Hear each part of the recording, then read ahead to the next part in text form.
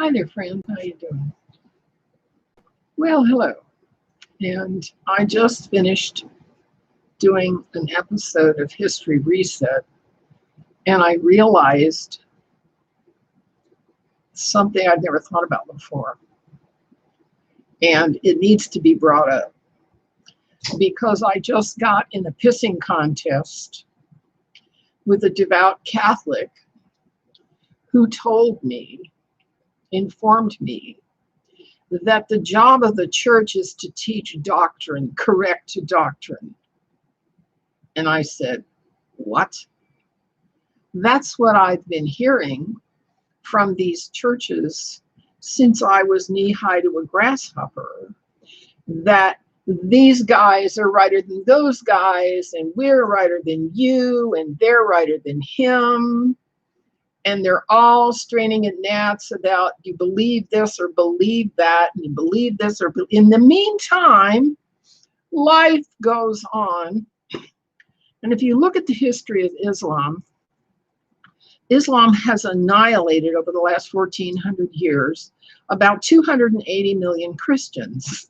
Okay, that the Christians violated Islam's blasphemy laws by daring to declare a truth different from what's in the Quran.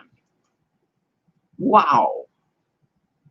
And so instead of creating a method, a way to sanctify and keep the members of the church safe from being annihilated over and over and over, and being martyred and martyred and martyred and martyred, and throwing away the gift of human life that they received so they could achieve wisdom and achieve some understanding, the church has been busy in these pissing contests, competing over whose doctrine is righter or wronger than who else's doctrine. Can you just begin to see how absurd this is? Now, the ethos of the empire, and we're talking about the Babylonian Empire, the Greek, the Roman, the Tartarian, and the globalist empire, is commercial. Okay, its commercial ethic aligns with the Quranic business teachings: taqiyya, jizya, protection, tax, racketeering, jihad, consolidation of power, and the prosecution of blasphemy, which is to say, my truth is better than your truth. This has been going on for 1400 years, while the Christian church is head tripping about this doctrine and that dogma and this doctrine and that encyclo and this pronouncement. Now, in the days of the Roman Empire, the church fathers had a modicum of common sense. What they did was they hid their churches and their members in catacombs underground. They provided sanctuary for their members. But today, with the globalist empire trying to stomp out religion, stomp out civil rights, and establish a one world religion and a one world military and a one world government and a one world economy, in which if you don't speak correctly, they turn off your chip and you can't get anything at the store. We're back to imperialist tyranny. Okay. And the churches are clueless and don't know how to oppose it.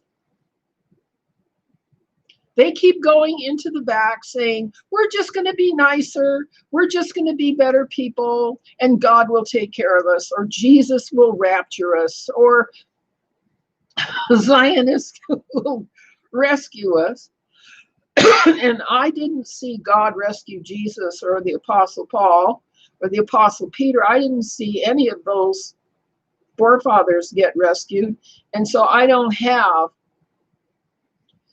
an expectation that I'm going to get rescued because it didn't occur for the early church. But I do have an expectation that one of the church's job is to provide sanctification and security for its members, provide places that are safe, provide, even if it's underground, whatever you have to do to sanctify the church members so that they can live long enough to achieve a measure of wisdom.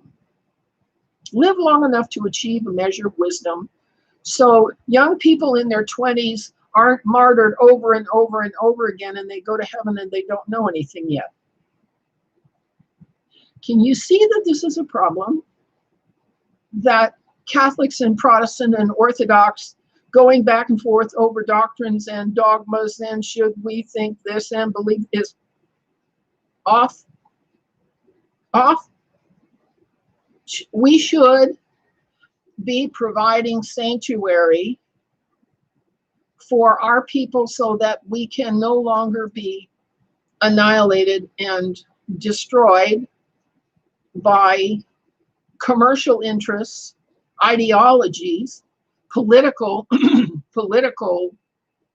radicals, or whoever. We have to be teaching each other safety. And this comes up for me because I keep talking about Lyra.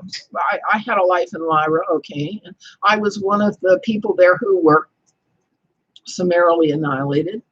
And they were perfectly innocent, nice, kind, sincere, gentle people, but they had no concept of dishonesty or deceit or deception or treachery.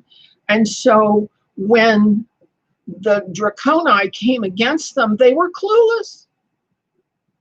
Well, are we still clueless? Is that what the church is called to be? Clueless in the face of aggression, clueless in the face of the pure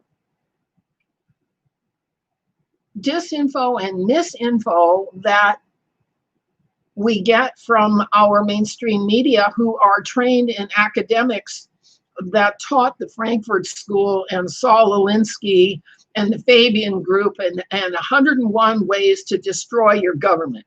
1A. This is getting crazy.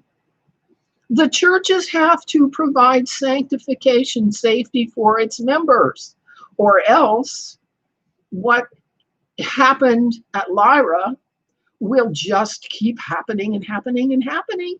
And all the churches will produce will be martyrs, and the martyrs will not fulfill their lives nor achieve much wisdom. They'll just go to heaven before they know very much. This is not being handled either in the Catholic Church nor in the Protestant Church, and nor in the Orthodox Church. And I can't say about the Anabaptists whether they handle it or not, because I'm not familiar enough. They're not public. They're not public groups. And so they stay quiet. Maybe that's how they keep going. Maybe the church needs to be less public and more attuned to the safety and well-being of its people, rather than whether we have the political correct or the scripturally correct belief cranking around in our head. I don't know. What do you think? It came to me after I finished my history reset today. I got to get my hair out of my face. It's hot like a blanket. We'll see you guys later.